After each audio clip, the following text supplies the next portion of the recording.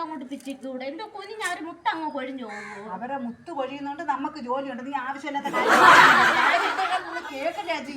ഞാൻ എന്തൊരു അവരെ കാര്യം പറഞ്ഞാലും നിങ്ങൾക്ക് അത് സൈഡ് വെപ്പാണ് ചേച്ചി. അങ്ങനല്ല, നമ്മൾ തൊഴിലാളി വർഗമാണ്, നമ്മൾ ഒറ്റക്കെട്ടായിട്ട് നിൽക്കണം. ഞാൻ നിർത്തി പോകാൻ പോണു. എവിടാ? അന്ന് കുമാരി ചേച്ചി കട അരി പച്ചരിയൊക്കെ മേടിച്ചു വെച്ചേക്കുന്നു. മണ്ണെണ്ണ എനിക്ക് 1/2 ലിറ്റർ എനിക്ക് തരാന്ന് പറഞ്ഞു. അപ്പൊ അത് എടുത്തോണ്ട് വരാൻ പോണു. നിനക്ക് മാത്രം തരാന്നാ മണ്ണെണ്ണ? ചേച്ചി എന്റെ കൂടെ വന്നാ പകുതി മണ്ണെണ്ണ ചേച്ചിക്ക് തരാം. പകുതിയാ? ഏത് റേഷൻ കടയിൽ? കൊട്ടാരം റേഷൻ കടയിൽ. ഞാൻ വരുന്നില്ല രാജി. അതെന്തോ? നീ ഒന്നും അറിയാത്ത പോലെ നീ സംസാരിക്കല്ലേ രാജി.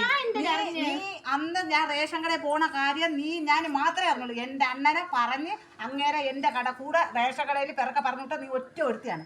എനിക്കത് നല്ല പോലെ എപ്പോഴെങ്കിലും ഒരു സമയം കിട്ടുമ്പോ രാജി ഞാൻ ഇതിന് തിരിച്ച് ചെയ്തിരിക്കും നിനക്ക്. നീ നോക്കിക്കോ.